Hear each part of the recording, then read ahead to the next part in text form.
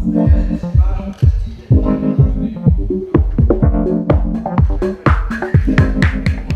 2006, nous avons découvert le bateau l'Extreme 40 qui était créé pour une série dans le Volvo Ocean Race en 2005. Et nous avons en même temps rencontré iShares, donc le partenaire titre de l'iShares Cup, et qu'ils cherchaient quelque chose un peu différent dans la voile, un peu révolutionnaire, quelque chose qui changeait un peu la perception de la voile, mais surtout pour offrir une expérience VIP un peu hors norme, un peu différent. Nous avons regardé les pays qui étaient intéressants pour le sponsor principalement, et puis nous avons commencé à créer l'idée d'un circuit pour 2007. Évidemment, nous avons regardé qu'est-ce qu'il faut faire, qu'est-ce qu'il faut créer pour qu'il y ait un événement qui est durable, qui va marcher sportivement pour les skippers de haut niveau, mais également en termes d'entertainment pour le public.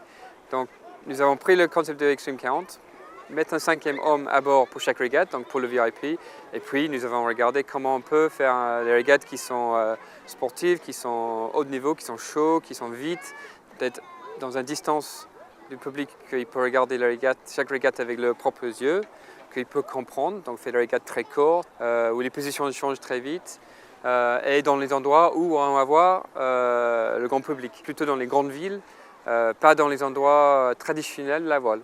Cette année sur l'iShares Cup, il va y avoir une dizaine de bateaux avec un plateau très homogène, des skippers habitués du multicoque, donc des grands noms français comme Loïc Perron, Yann Guichard, et puis je dirais un milieu anglo-saxon qui découvre ces bateaux, mais je dirais tous ces anglo-saxons ont un passé important en voile, notamment dans les séries olympiques ou dans la course au large ou encore la Coupe de l'América. Donc je dirais que ça va être très très homogène. Nous on a plutôt un équipage complet, polyvalent, et puis on espère bien tirer notre épingle du jeu, mais il faudra être méfiant par rapport à BMW Oracle, Racing, par rapport aux deux équipages d'Oman, dont un des bateaux est paré par Loïc Perron. Puis il faudra être complet. Je dirais on aura sûrement des périodes, des régates difficiles, mais je dirais c'est un championnat, il y a six épreuves et il faudra être régulier et polyvalent.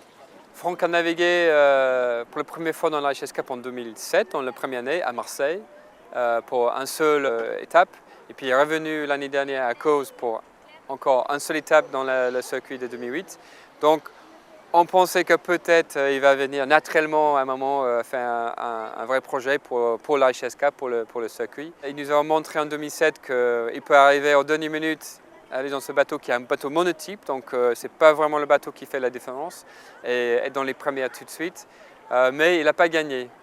Donc je pensais que peut-être l'esprit compétitif de Franck et son équipe, le fait de venir pas gagner et même chavirer en 2008, ça l'a peut-être énervé aussi un peu, donc il avait besoin vraiment de revenir avec un vrai projet pour faire la saison et essayer de gagner. Et nous sommes ravis que Franck et Groupama sont dans le circuit 2009 et je ne pensais pas du tout gagner. Hein. Donc le niveau est tellement haut que c'est un grand défi et un grand challenge pour Franck, mais on sait qu'il peut être l'un des vainqueurs possibles.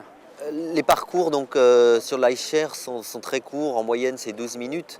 Du coup il faut avoir un fonctionnement un petit peu différent, notamment du 60 pieds Groupama 2. Mais je dirais les règles et la base de la régate est toujours identique. Il faut finir devant les adversaires, il faut utiliser au mieux le vent.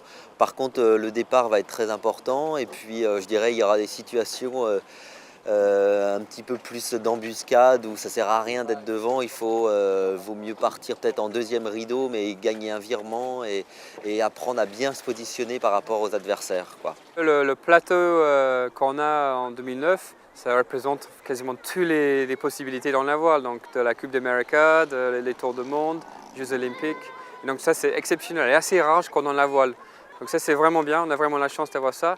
Mais je crois que c'est intéressant pour tous ces types de skippers parce qu'ils retrouvent la sensation d'enfance, mais avec la voile, l'adrénaline, la vitesse, le danger, avoir peur un peu, avoir le rythme cardiaque qui monte un peu. Et avec ce bateau, c'est trop puissant. C'est trop vite un peu au moment que tu n'as pas besoin de vitesse et on navigue dans des endroits très très petits comme ici à Sèvres. Donc si c'est fait les Tours du Monde ou la Coupe d'Amérique ou les Jeux Olympiques, en fait, ça remet le fun. Ça remet le fun dans leur sport qui est quand même le travail, mais c'est plutôt la chose qu'ils veulent faire pour s'amuser. Et je crois que c'est pour ça que ça marche, cette combinaison de sport et entertainment. On a hâte d'en découdre et puis aussi ça reste un super bateau avec un concept qui est vraiment intéressant. Naviguer tout près du public dans des plans d'eau où on n'est pas vraiment habitué, hein, avec des régates qui vont être un petit peu particulières. C'est un nouveau challenge et on se réjouit tous à bord de Groupama de participer à ces régates et d'essayer d'avoir le meilleur résultat possible.